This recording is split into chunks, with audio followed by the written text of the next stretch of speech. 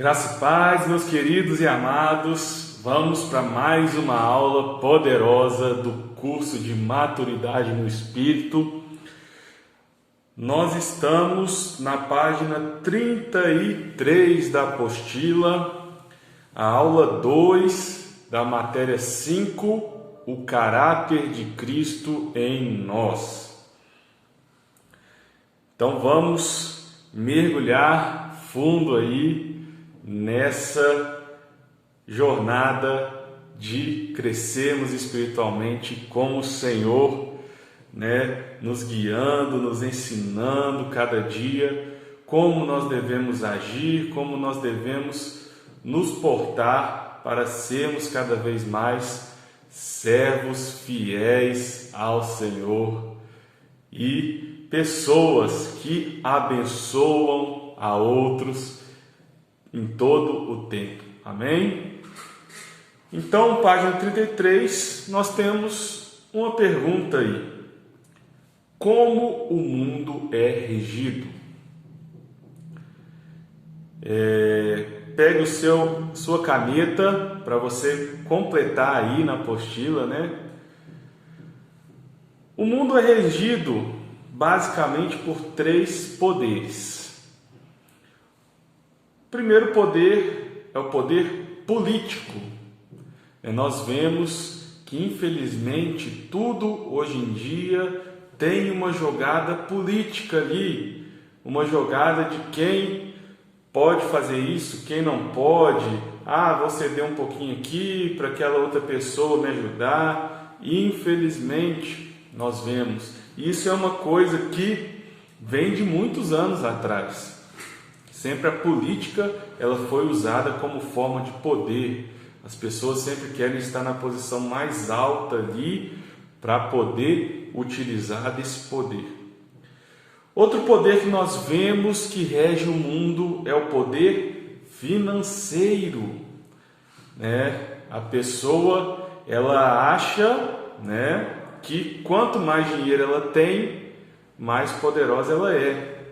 E dentro do mundo, realmente, o mundo que nós vivemos, quanto mais dinheiro a pessoa tem, ela acha que ela é a dona do pedaço. E outro poder que rege o mundo é o poder bélico, ou seja, as armas, Os países, eles vão construindo exércitos, adquirindo armas, aviões, navios, para que os outros países tenham medo deles. Então isso aí dá um poder para aqueles países que estão fortemente armados, ameaça de bomba nuclear, uma série de coisas, Então o poder político, financeiro e bélico rege o mundo. E aí eu quero te fazer uma outra pergunta. Como Deus rege o mundo? Preencha aí na sua apostila através da cruz. Então, todas essas coisas que nós vemos que o mundo é regido através do poder político, financeiro e bélico, para Deus isso aí não tem valor nenhum. O que nós vemos na Bíblia? Quem quer ser o primeiro, seja o último. Marcos 9,35. Quem quer crescer, que diminua. João 3,30. Quem quer receber, aprenda a dar. Atos 20,35.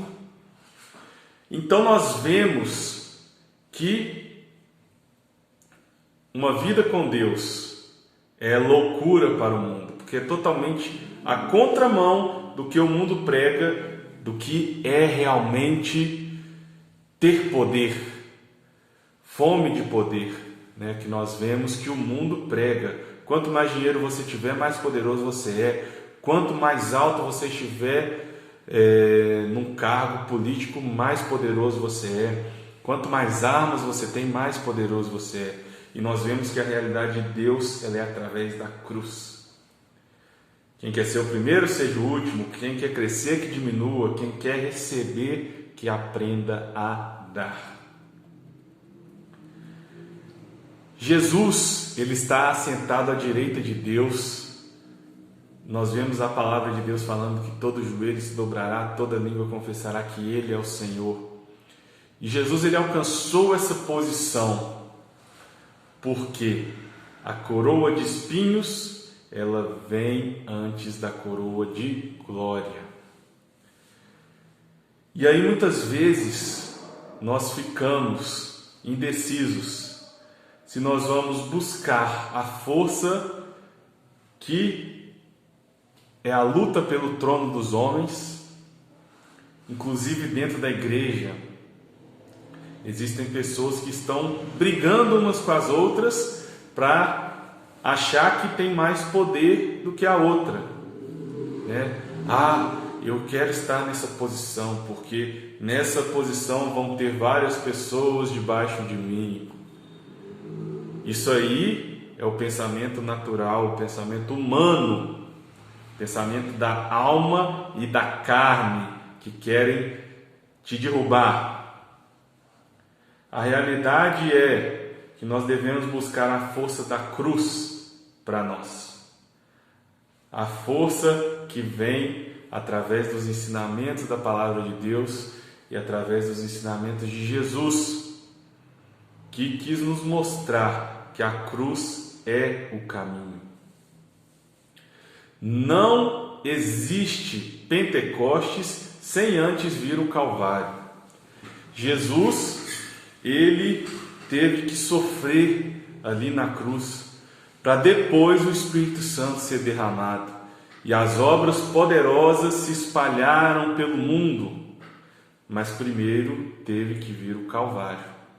A cruz, ela é um caminho de nobreza. Muitas pessoas, elas são discipuladas e aconselhadas por dias, meses e anos, e o que acontece? Nunca vencem. Recebem orientações poderosas vindas do céu, porém essas pessoas, elas ficam no mesmo lugar, porque elas não recebem aquilo que elas ouviram no Espírito, elas recebem aquelas orientações na carne. E aí muitas vezes a pessoa tem até uma boa vontade de tentar fazer com a própria força, só que a realidade é, não tem jeito. Nós precisamos do Senhor para nos ajudar a vencer. E aí entra a cruz em nossas vidas. Lá em Lucas 14, 25 a 27 e versículo 33, vamos ler o que esse texto está falando. Certa vez, uma grande multidão estava acompanhando Jesus. Ele virou-se para eles e disse: Quem quiser me acompanhar, não pode ser meu seguidor se não me amar mais do que já ama o seu pai e sua mãe, a sua esposa, os seus filhos, os seus irmãos, as suas irmãs e até a si mesmo. Quem não pode ser meu seguidor, quem não estiver pronto para morrer, como eu vou morrer, e me acompanhar. Assim nenhum de vocês pode ser meu discípulo, se não deixar tudo o que tem. Então nós vemos nesse texto que a cruz, ela toca em 3 áreas na nossa vida. Nós já vimos um pouquinho sobre isso antes, mas vamos dar uma recapitulada. O primeiro ponto que a cruz toca é nos nossos relacionamentos íntimos. Como nós já falamos aqui diversas vezes, são nos nossos relacionamentos íntimos que nós somos totalmente sem máscaras, genuínos, nós expressamos o melhor e o pior de nós nos nossos relacionamentos íntimos. E o que acontece? Por nós agirmos dessas maneiras, são nos nossos relacionamentos íntimos que nós temos as nossas maiores feridas. E a cruz, ela precisa tocar nos nossos relacionamentos íntimos, precisa entrar em ação. Porque muitas vezes os nossos relacionamentos são o centro da nossa vida. E aí, qual é a realidade? Que nós estamos querendo sempre mudar o outro. Muitas vezes nós precisamos tomar atitudes, nós precisamos buscar a nossa vida, não buscar mudança na vida do outro. Ninguém muda ninguém, ninguém tem esse poder, gente. Muitas vezes nos relacionamentos nós temos um desejo de ser aceito, colocamos uma expectativa no outro, em nos amar daquela maneira que nós queremos ser aprovados. E aí, isso é algo que a cruz de Jesus tem que nos ensinar e nos tratar. Mesmo esses sentimentos, de querer ser aceito, ser amado, ser aprovado, serem sentimentos legítimos, nós precisamos aprender a abrir mão, muitas vezes, de colocar isso como centro da nossa vida. Às vezes você tem um problema ali naquela área e você fica girando sempre em torno daquilo, girando sempre em torno daquela dor, sempre em torno daquela ferida. E aí você vive uma vida toda querendo mudar aquela pessoa que está mais próxima de você.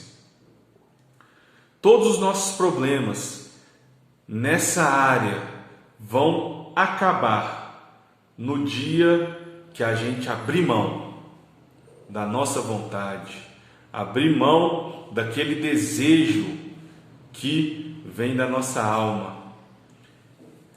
E aí você me pergunta, mas por que eu tenho que ceder? A outra pessoa precisa ceder também. Muita gente fala, sempre sou eu que peço perdão primeiro quando tem um problema na minha casa. O meu esposo, a minha esposa nunca pede perdão para mim, sempre sou eu. E a realidade é, quem tem mais luz vai ceder primeiro, vai deixar a sua vontade morrer primeiro. Quem é mais maduro vai ceder primeiro. A realidade é, se a outra pessoa ela não cede, se é sempre você, isso, olhando para você, é um bom sinal. Você está amadurecendo. Mas não use isso como motivo para falar para outra pessoa que ela é imatura. Mas você não está cedendo, sempre sou eu sou maduro e você é imaturo. Não é isso, gente. Continue buscando cada vez mais ceder em primeiro lugar, porque você vai crescer, o seu caráter vai ser mais aperfeiçoado e o que você deve fazer é orar pela outra pessoa. Ore por aquela pessoa que você tem um relacionamento mais íntimo, da sua família, às vezes amigos, Se sempre você tem que tomar essa atitude para que essa pessoa possa aprender. Muitas vezes o seu exemplo vai tocar a outra pessoa. E aí aquela pessoa ela vai ser transformada através da sua vida e do seu exemplo. Outro ponto que a cruz precisa tocar é o nosso eu. Nós vemos nesse texto aí de Lucas, que Jesus ele falou: quem não estiver pronto para me amar mais do que sua esposa, filhos, irmãos, irmãs e até a si mesmo, não pode ser meu seguidor. Então, primeiro ponto, a cruz toca nos nossos relacionamentos. Segundo ponto, não pode ser meu seguidor quem não estiver pronto para morrer como eu vou morrer e me acompanhar. Isso aí fala da cruz de Jesus tocar o nosso eu. Então, muitas vezes, nós temos um amor muito grande pela nossa própria vida. E a realidade é que nós não podemos ter a nossa vida como preciosa, porque a vida é algo passageiro. A vida ela dura em média aí 70, 80 anos, logo passa. O que tem valor são as coisas eternas. E muitas vezes nós gastamos toda a nossa vida correndo atrás das coisas naturais, quando tudo isso aqui vai ficar. Nós precisamos correr atrás do nosso sustento. Nós podemos sim sonhar, né, em ter coisas melhores para nós e para as nossas famílias, mas muitas vezes nós esquecemos do essencial, que é a nossa vida espiritual. Gente, tudo vai passar. Tudo vai passar, menos a nossa vida com Deus, a nossa intimidade com o Senhor, a nossa decisão de ter uma vida baseada nos princípios eternos. Então, se o seu trabalho é a prioridade máxima da sua vida, saiba que isso um dia vai acabar. Se o seu dinheiro é a sua prioridade máxima, saiba que isso um dia vai acabar. E muitas vezes você pode passar por uma situação que você vai ficar sem aquilo que você coloca no trono ali, para você ver onde realmente está o seu coração. Então a cruz, ela precisa tocar o nosso eu. E não é uma questão de sofrimento físico. Eu tenho que me autoflagelar. Não é questão de você passar sofrimentos na sua área financeira.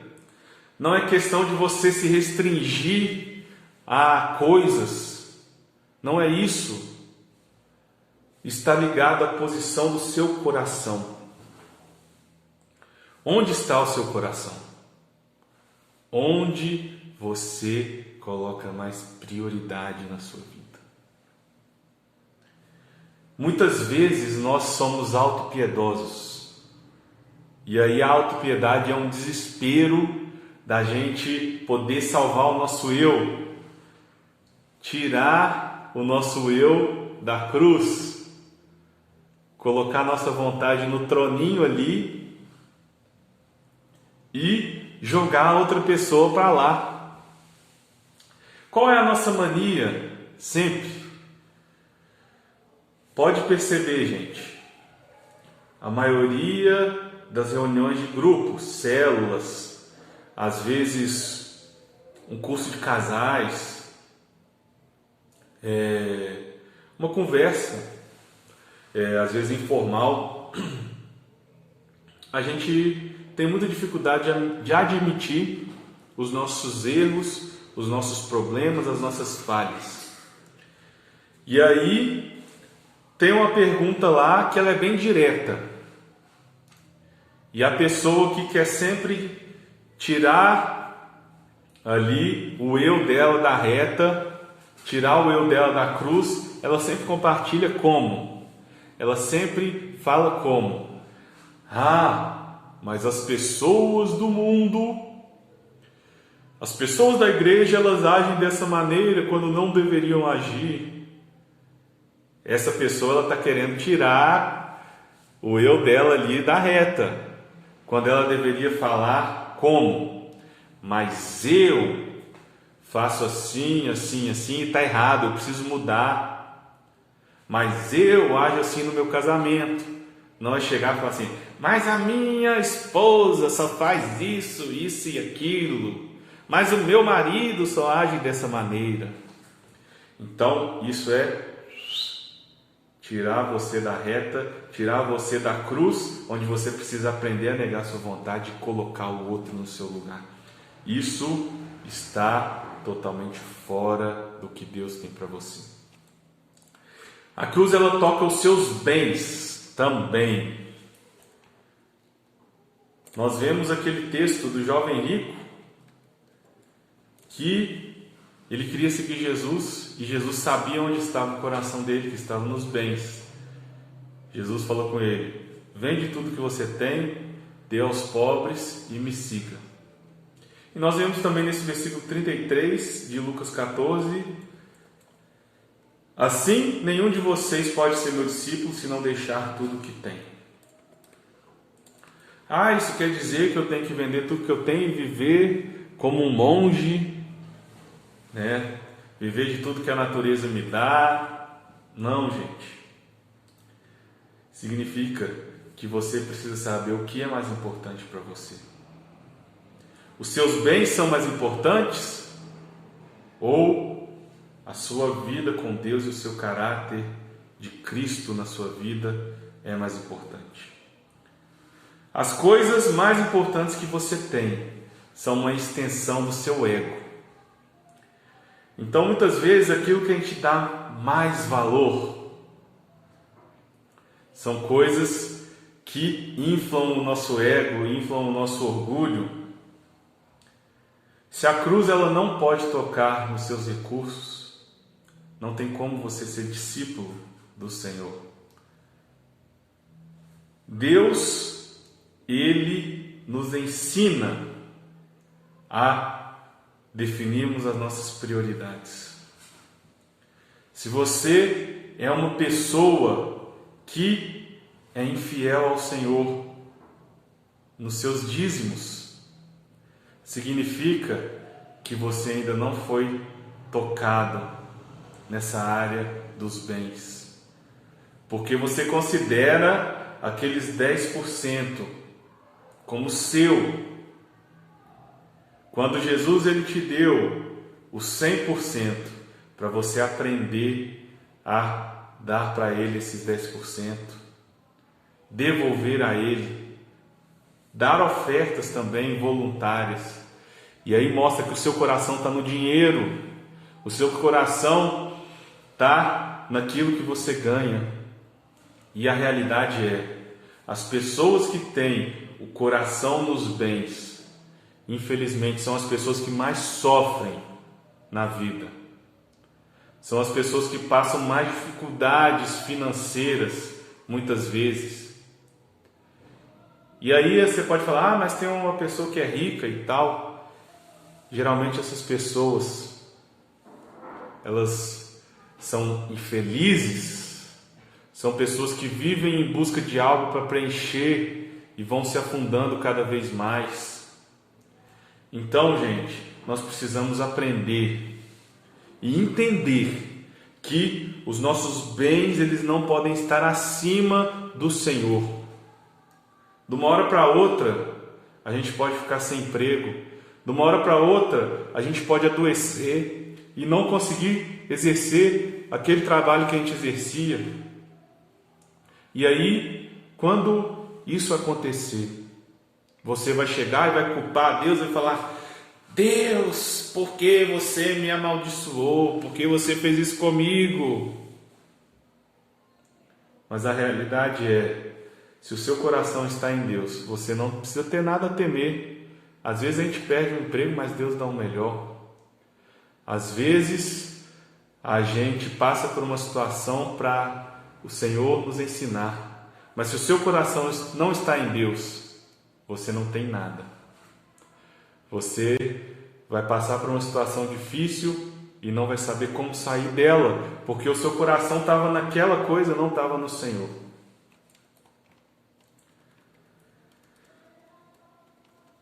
Vamos abrir a Bíblia lá em 1 Coríntios 6, do 1 ao 9.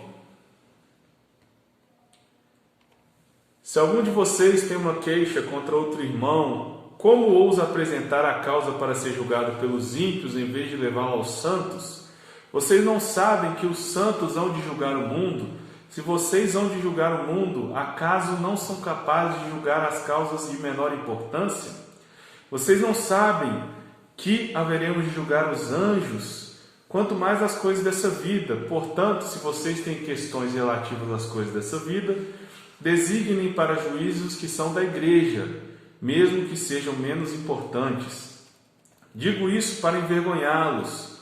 Acaso não há entre vocês alguém suficientemente sábio para julgar uma causa entre irmãos? Mas ao invés disso, o irmão vai ao tribunal contra o outro irmão, e isso diante de descrentes. ênfase para o versículo 7. O fato de haver litígios entre vocês já significa uma completa derrota. Por que não preferem sofrer na injustiça? Por que não preferem sofrer o prejuízo? Em vez disso, vocês mesmos causam injustiças e prejuízos, e isso contra irmãos. Vocês não sabem que os perversos não herdarão o reino de Deus?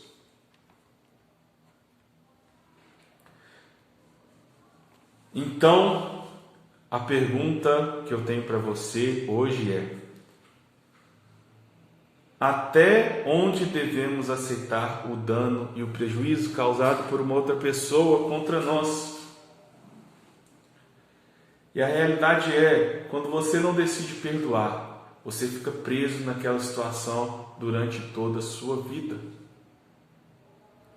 Muitas vezes a pessoa erra com a gente, pisa na bola, pisa, dói, mas nós devemos decidir deixar aquilo de lado, porque senão aquilo vai ser uma dor para a vida toda, e Deus não tem isso para você. Deus quer que você viva uma vida plena, que você deixe para trás aquelas coisas que te machucam, que estão te aprisionando.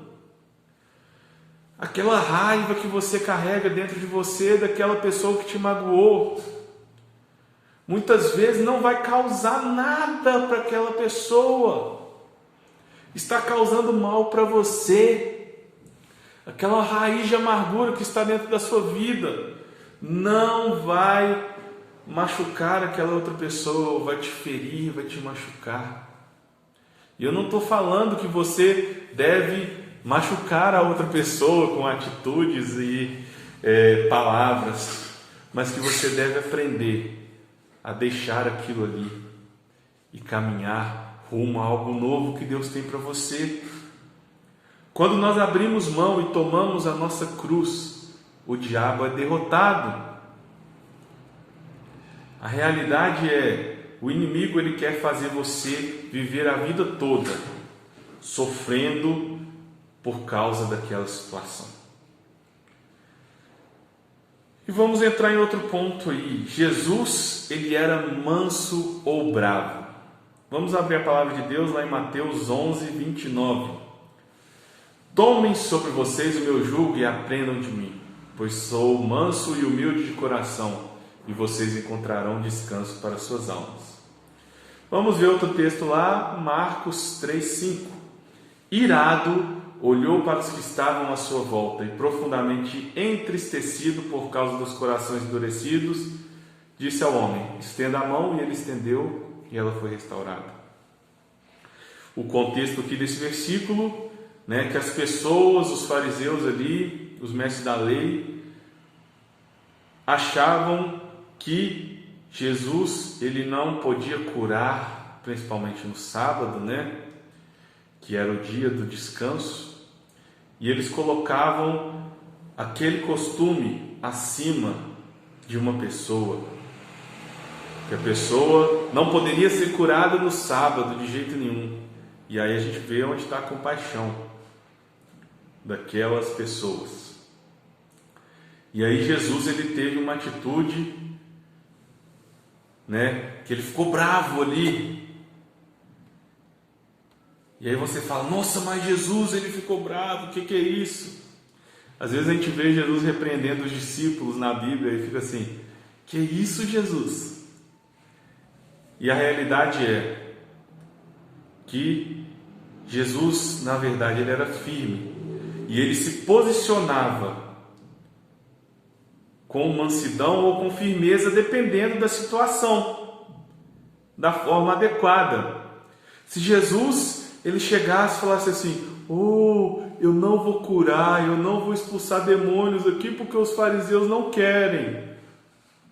Não, Jesus ele tinha firmeza e ele agia com ousadia no Espírito Santo quando ele deveria agir com ousadia e com firmeza.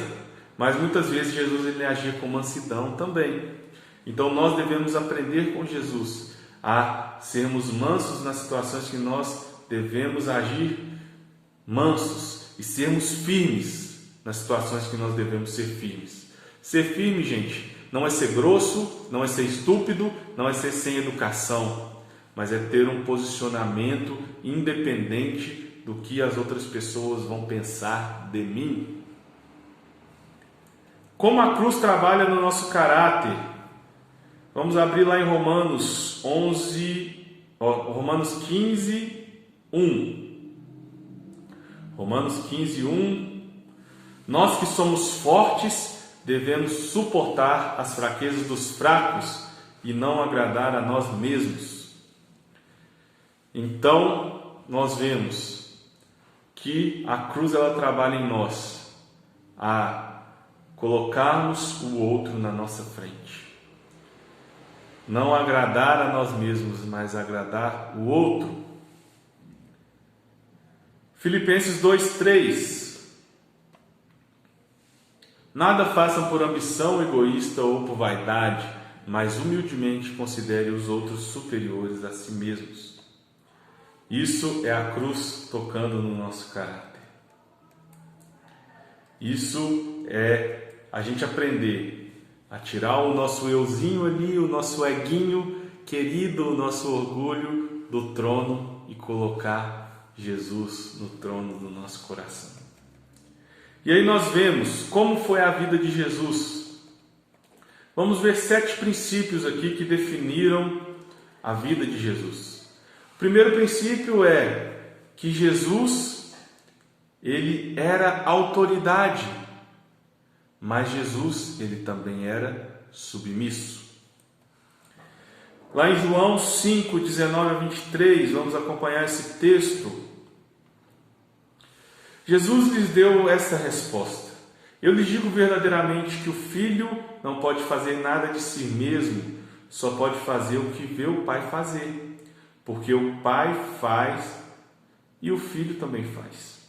Pois o Pai ama ao Filho e lhe mostra tudo o que faz, sim, para a admiração de vocês. Ele lhes mostrará obras maiores ainda do que estas. Pois da mesma forma que o Pai ressuscita os mortos e lhes dá a vida, o Filho também dá a vida a quem Ele quer dar. Além disso, o Pai a ninguém julga, mas confiou todo o julgamento ao Filho, para que todos honrem o Filho como honra ao Pai. Aquele que não honra o Filho também não honra o Pai que o enviou. Então Jesus, ele tinha toda a autoridade dada por Deus, porém, ele era submisso à vontade de Deus. Muitas vezes nós queremos o reino, o poder e a glória. Só que a questão é, nós precisamos aprender a sermos submissos.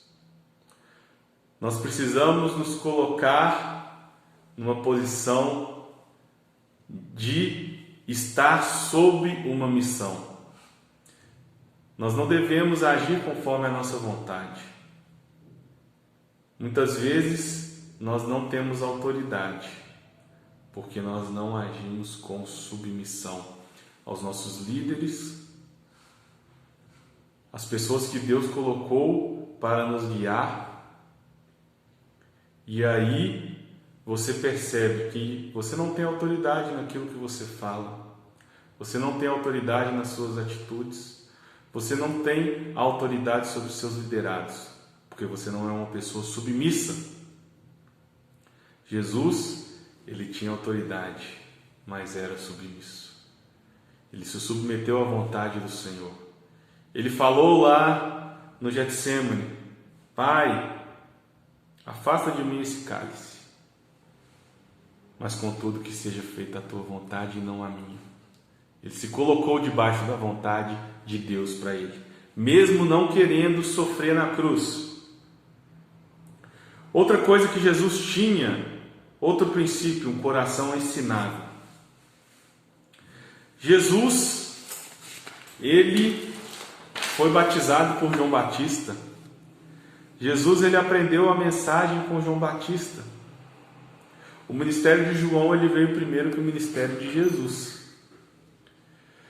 Então Jesus, ele poderia muito bem falar: eu sou superior, ninguém pode me batizar, eu mesmo vou me batizar. Mas não. Jesus, ele aprendeu com João Batista e foi batizado por ele. Ele se submeteu. Outro princípio de Jesus. Jesus, ele não agia baseado no entendimento e no esforço próprio. Nós vemos diversos versículos que mostram o quê? Jesus, ele orava e buscava no Pai.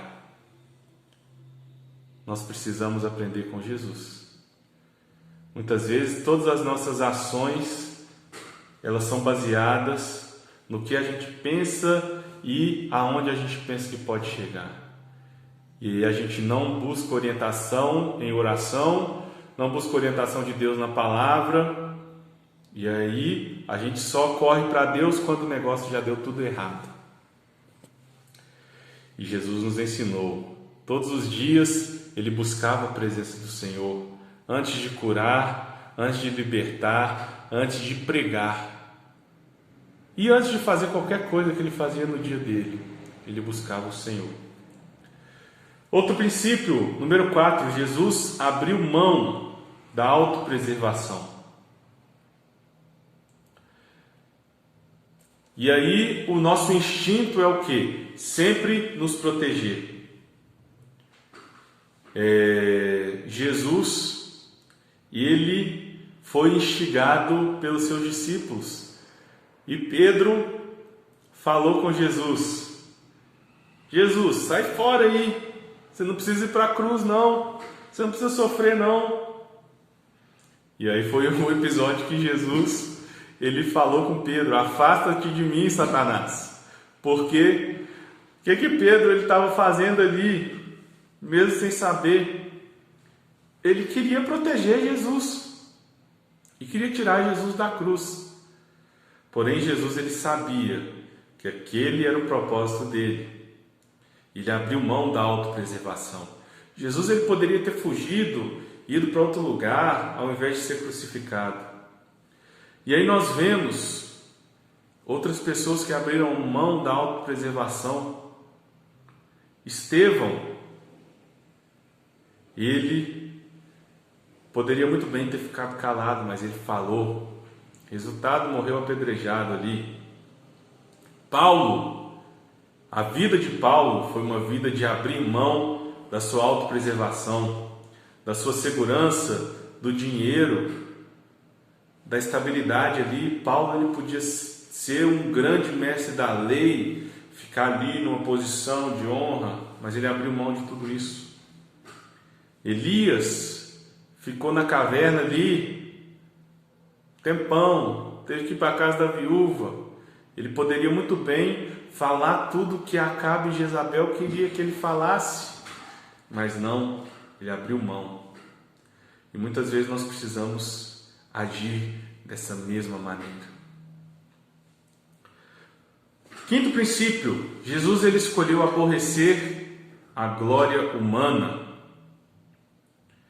Então, nós muitas vezes, a nossa alma, a nossa carne, ela quer o contrário, ela quer ser inflada, ela quer ser cheia de glória, ela quer só receber elogios, e aqueles elogios nos levam ao orgulho muitas vezes.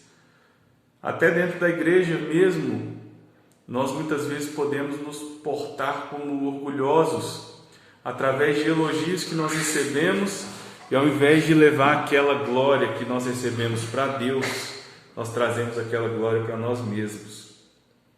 E aí a gente passa a pensar: cara, eu estou sendo usado por Deus demais, e eu estou um cara top. Só que na realidade, Deus ele te usou, só que quando você age dessa maneira, você abre porta para o orgulho. E o orgulho, lembrando, foi a queda de Lúcifer. Então toma cuidado, tá? Em querer a glória para você. Sexto princípio, Jesus ele não esperava ser servido. Mateus 20, 28 diz o quê? Como filho do homem que não veio para ser servido, mas para servir e dar a sua vida em resgate de muitos. Então, às vezes, a nossa motivação é receber. Vem, me sirva, muito obrigado, eu quero mais, é isso aí. Só que a realidade é o quanto você tem servido, quanto você tem se doado por outros. Você tem a motivação muitas vezes de fazer algo por alguém, por seu orgulho próprio, para as pessoas verem que você está fazendo, ou você está servindo aquela pessoa sem nenhuma motivação própria para você, o sétimo princípio, a obediência completa.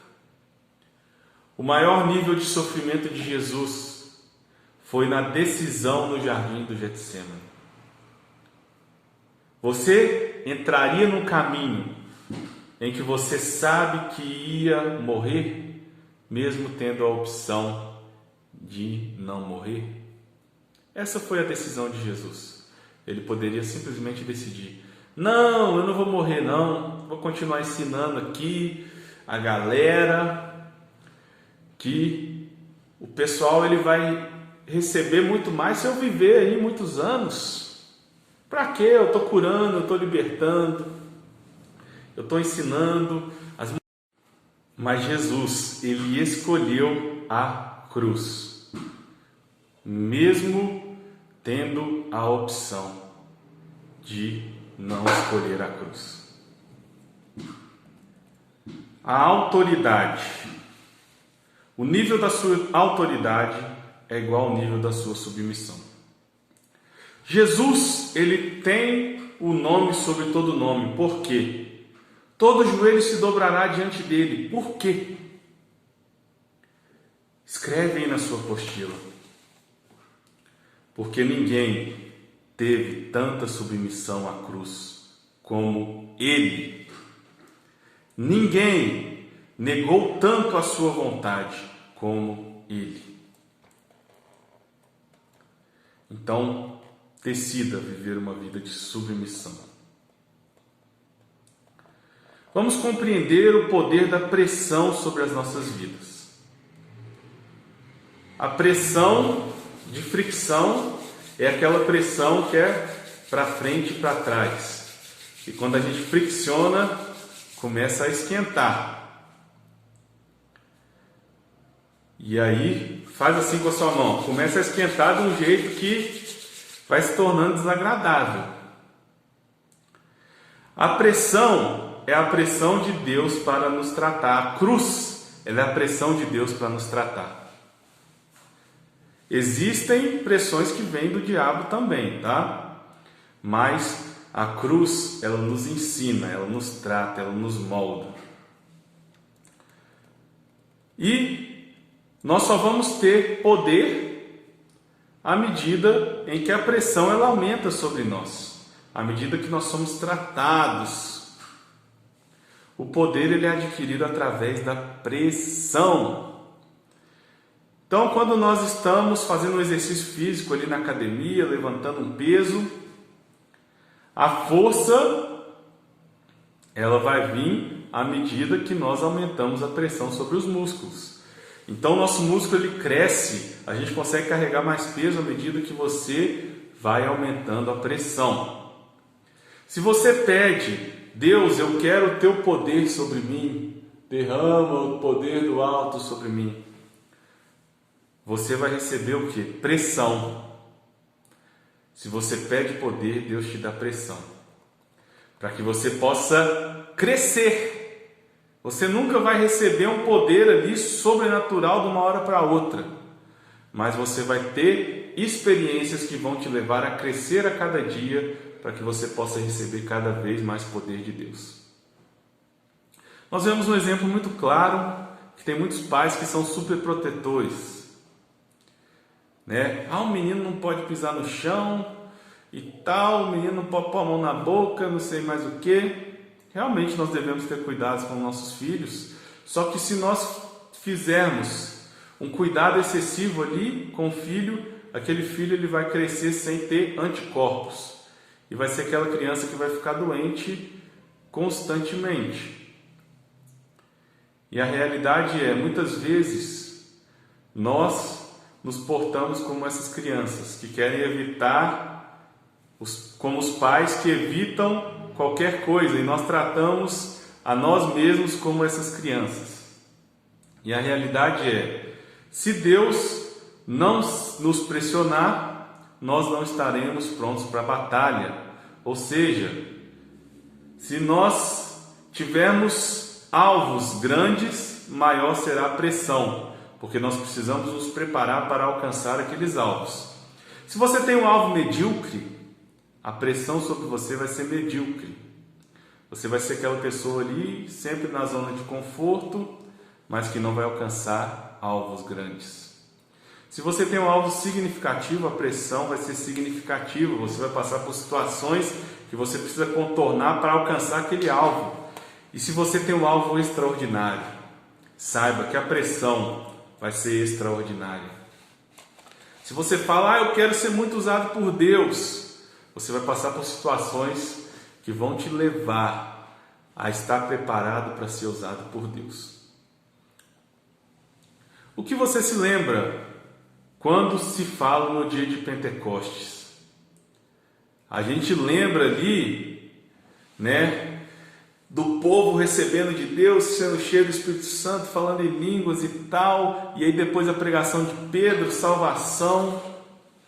Mas a realidade é que, antes de vir o Pentecostes, Jesus ele morreu em favor de todos. E aí o povo ali ficou, os discípulos ficaram, Jesus foi embora e agora? Mas depois disso veio o Pentecostes. Eles ficaram em Jerusalém clamando todos os dias e foram cheios, mas antes eles passaram por tempos de pressão. Nós temos diversas pressões que nós passamos: pressão do pecado, pressão das necessidades, pressão das circunstâncias, pressão da obra de Deus e a pressão do inimigo. Vamos ver a primeira pressão aí, a pressão do pecado. Muitas vezes nós estamos orando para Deus remover o pecado, a pressão das nossas vidas, né? A tentação e a pressão do pecado. Porém, o que nós devemos buscar de Deus é a capacidade de superar isso. Tentações, pressões virão sempre, mas a diferença é a nossa capacidade de vencer o pecado, a capacidade de fugir do diabo, de fugir da tentação. Foi isso que nós vemos na vida de grandes homens de Deus. E um grande exemplo é José. Nós vamos aprofundar mais na vida de José daqui a pouquinho aqui. José ele aprendeu a fugir, a sair fora da tentação, a vencer o pecado. Então nós devemos pedir a Deus isso. Deus, me ajuda a vencer, mas não que a tentação não venha, porque a tentação ela vai te ajudar, vai te ensinar a ser um vencedor. Lá em 1 Samuel 1, de 1 a 18, nós vemos a história de Ana e Eucana, seu marido. E aí nós aprendemos sobre a pressão de Deus para nos ensinar até que nós estejamos preparados. Ana e Eucana, com certeza Deus via ano após ano eles indo ali no templo. Eucana tentava naturalmente dar filhos para Ana, tentava mimar a Ana ali porque ela não conseguia ter filhos. Só que a realidade é que Ana, ela queria ter filhos. E aí ele viu Ana orando ali no templo de maneira desesperada, mas com certeza não era a primeira vez que ele via Ana pedindo a Deus um filho. Com certeza, porque era um anseio do coração de Ana. E ela ia pedir todos os anos ali para Deus no templo um filho. Mas não era daquela maneira que ele viu, né? Ana, ela ficou estéril até o momento que ela se entregou totalmente a Deus. Até o momento em que ela tentou com as próprias forças, tentou, né, das maneiras naturais. E aí, quando ela não aguentou mais, quando ela estava com aquela pressão enorme dentro dela, o que aconteceu? Veio Samuel. Samuel ele foi gerado depois de muita pressão. E na vida de Abraão ele esperou anos e anos. Foi muita pressão sobre ele.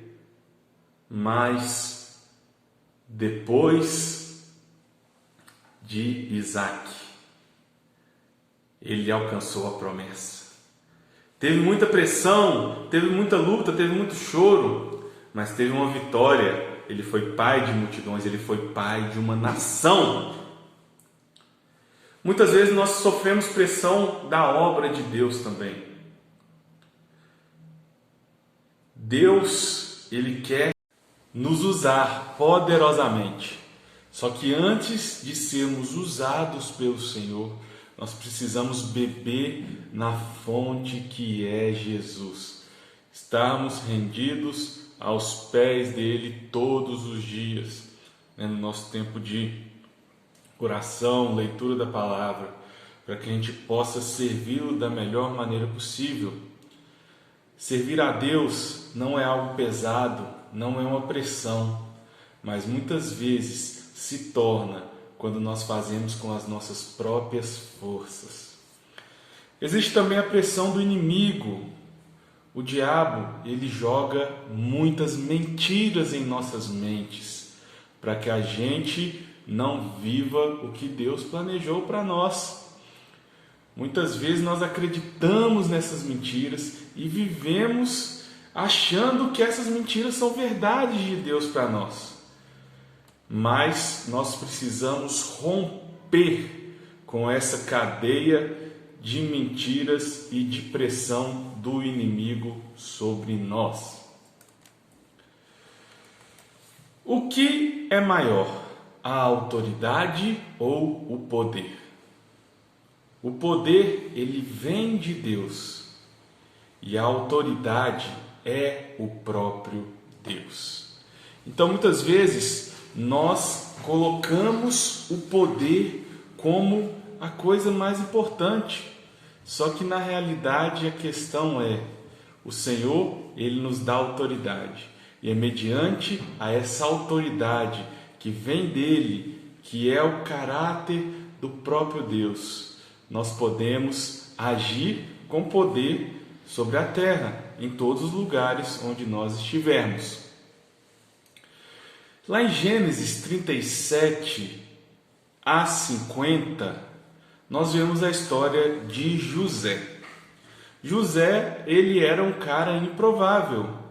Ele era o segundo filho mais novo, né? Abaixo dele só havia Benjamim. E José, ele passou por diversas situações que ele poderia ser o cara mais derrotado do mundo. José, ele teve que concluir diversas situações sobre o passado emocional dele. José, ele ficou órfão, né, enquanto os irmãos dele tinham a mãe ali. A mãe de José, ela morreu no parto do irmão dele. Então ele cresceu sem mãe. José, ele foi vendido como escravo pelos seus próprios irmãos e rejeitado por eles. Então José, se nós olhássemos, ele tinha tudo para ser um derrotado, para viver de cabeça baixa, para viver com amargura no seu coração por tudo aquilo que ele tinha vivido. Porém, Deus usou as marcas do passado de José para que ele fosse forjado em vitória e governasse sobre outros. Eu profetizo assim também sobre a sua vida.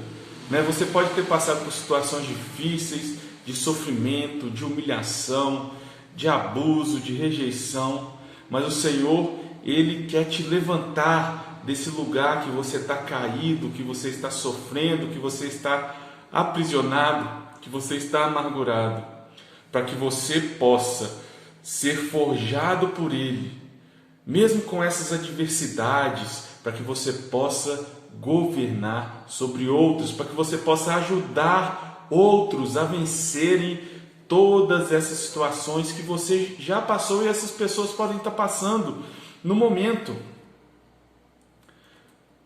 José, ele passou por alguns momentos na vida dele. E um dos momentos essenciais na vida de José foi quando ele estava na casa de Potifar. Porque ali na casa de Potifar, ele pôde construir a integridade dele. Deus, ele vai te dando o pouco, te testando e te preparando. Mas se você falhar, você não terá muito. Então José, ele foi para a casa de Potifar vendido como escravo. E lá ele começou a governar sobre a casa de Potifar. Então Deus colocou José ali como um servo na casa de Potifar para governar a casa de Potifar. Aquilo ali era um treinamento que José estava passando, aprendendo a governar ali, né, como mordomo, para que quando ele chegasse como governador do Egito, ele já tivesse experiência. Com certeza, muitas coisas que ele usou no governo do Egito, ele aprendeu lá atrás, lá naquela situação que muitos podem ver como adversa. Então, isso acontece em várias áreas da nossa vida. Se na nossa vida financeira nós não formos bons mordomos, Deus não vai acrescentar mais em nossas vidas. Quando você é uma pessoa que não vive com integridade em várias áreas da sua vida, né? Você não vai alcançar um nível mais alto. O prêmio de José, ele foi quando ele estava na cadeia. E aqui é extraordinário como Deus faz as coisas. E aí muitas vezes as pessoas passam por situações adversas e perguntam assim, onde que Deus estava nessa situação? Mas elas não conseguem entender o que Deus quer mostrar ou quer fazer através de situações que muitas vezes são adversas para nós. Se José ele tivesse ficado na casa de Potifar a vida toda, ele provavelmente seria um bom mordomo ali, morreria na casa de Potifar, mas ele não seria governador do Egito. Foi a cadeia que foi a ponte para que José chegasse à presença de Faraó. Então, naquele momento de crise, a revelação do sonho do padeiro e do copeiro o levaram até Faraó. Então, muitas vezes nós queremos ter autoridade espiritual. Só que, para a gente chegar no nível de autoridade, nós temos que passar e vencer situações pequenas que Deus coloca em nossas vidas. Outra coisa extremamente importante para o nosso caráter ser como o de Jesus é a humildade. Lá em Mateus 5:3 diz assim: bem-aventurados os humildes de espírito, porque deles é o reino dos céus. Humildade é esvaziar, é abrir mão, muitas vezes, da nossa vontade em detrimento da vontade de Deus. E aqui a gente vê algumas coisas que não é humildade, que muitas vezes a gente entende como se fosse humildade, só que na realidade não é. Aquela pessoa que é mais mole, às vezes a gente olha para aquela pessoa e fala, olha essa pessoa aí toda quietinha, no cantinho dela, oh como ela é humilde. Às vezes a gente olha aquela pessoa que é bonzinho, que concorda com tudo, que deixa todo mundo fazer o que quiser. Olha como essa pessoa é humilde. Errado também. Não é a pessoa que é mole, não é a pessoa que é complacente. Às vezes a gente olha uma pessoa que tem, às vezes, dificuldades financeiras, e aí a gente fala assim, tadinha daquela pessoa, ela é tão humilde. Só que isso aí também não é realidade, porque existem pessoas que têm dinheiro e não são arrogantes, e tem pessoas que não têm dinheiro e são arrogantes e vice-versa, né? Então, condição financeira não tem nada a ver com humildade. Às vezes a gente vê uma pessoa educada, gentil na forma de tratar os outros e fala: olha como essa pessoa é humilde, trata os outros tão bem. Não tem nada a ver também. Humildade é se esvaziar, deixar a sua vontade, abrir mão dela em detrimento da vontade do outro. A humildade começa quando fazemos a obra de Deus, não com a nossa capacidade do eu, mas com a capacidade do Senhor. É quando a gente fala: Deus, eu não consigo fazer sozinho, eu preciso do Senhor para me conduzir, para me guiar. O ponto fraco de Deus é um coração humilde e quebrantado. Então aquilo que toca o coração de Deus é um coração humilde e contrito. Lá em Juízes 10, 15 e 16 diz assim: mas os filhos de Israel disseram ao Senhor: temos pecado, faze-nos tudo quanto te parecer bem, porém livra-nos ainda dessa vez, te rogamos. Tiraram os deuses alheios do meio de si e serviram ao Senhor. Então já não pôde reter a sua compaixão por causa da desgraça de Israel. Então o coração arrependido, quebrantado e contrito toca o coração de Deus. Como nós vimos, o povo estava em pecado de idolatria, estava sofrendo, mas eles se arrependeram e Deus veio em favor deles. O resultado do caráter, vamos ver. Nós nos tornamos autênticos, somos pessoas que são do mesmo jeito em todos os lugares que estamos, não usamos máscaras, somos pessoas exatas, não aumentamos as coisas quando a gente fala, né? Tem muitas pessoas que são evangelásticos, né? Na hora que às vezes está falando alguma coisa, bota um pontinho a mais, aumenta alguma coisa da história para ficar mais interessante. Às vezes coloca coisa que não tem na Bíblia, fala que está na Bíblia, né?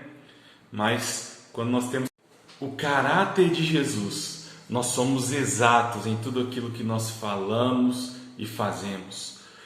Outro ponto do caráter de Cristo é a diligência. Levar até o final aquilo que você começou. Muitas pessoas têm dificuldade nessa área. Começa algo e para. Gente, vamos acabar com isso em nossas vidas. Um exemplo disso é o curso de maturidade. Leve ele até o final. Não seja uma pessoa que não consegue terminar nada. Outro ponto é a excelência. Muitas vezes fazemos a obra de Deus relaxadamente. Quando nós pegamos algo na célula e não preparamos antes, quando a gente vai tocar uma música e não ensaia antes, quando você vai fazer algo para a célula ali, para a igreja, para a obra de Deus e faz mal feito. Isso muitas vezes é a falta do caráter de Cristo em nós. Temos estabilidade e concentração. Isso é um outro ponto do caráter de Cristo, que não se movia através dos ventos e pressões das pessoas que estavam ao redor dele. Temos que ser estáveis, temos que nos concentrar naquilo que nós estamos fazendo, sem nos movermos quando vem as lutas, quando vem as dificuldades. Outro ponto é a força, a motivação e a alegria de fazer a obra. Então isso é algo maravilhoso, fazer a obra de Deus alegre, motivado, sabendo que nós temos um propósito maior. Outra coisa, a profundidade. Eu quero te dizer, cuidado com a superficialidade, cuidado com aquilo de achar que você está ali na borda, está tudo bem, eu não vou me aprofundar muito, eu não vou ter muita intimidade aqui, eu não vou servir muito aqui na igreja, vou ficar aqui vindo aos cultos aos domingos e para mim está bom demais. Pessoal, isso é superficialidade. Precisamos eliminar isso da nossa vida, precisamos aprofundar mais em tudo que nós estivermos fazendo, principalmente as coisas de Deus, principalmente a obra de Deus.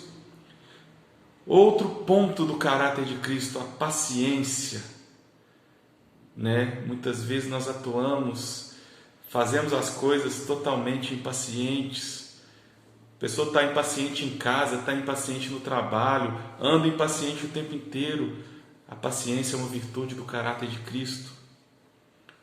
E para finalizar, a intensidade, fazer tudo com o máximo que você puder, com todas as suas forças. E a responsabilidade.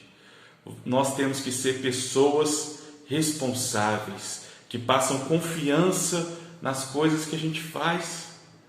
Muitas vezes nós não recebemos a bênção de participar de algo porque as pessoas elas não confiam na gente, porque a gente já foi designado para algo uma vez e nós não correspondemos, nós decepcionamos, demoramos a fazer, enrolamos, deixamos para a última hora. Precisamos ser responsáveis, precisamos passar confiança para as pessoas. Então, pessoal, nós estamos finalizando a nossa aula 9, o caráter de Cristo em nós. Peça ao Senhor todos os dias para que Ele possa trabalhar no seu caráter, para que você possa ter o caráter de Jesus e possa brilhar esse caráter por todo lugar que você estiver. Deus te abençoe e até a próxima.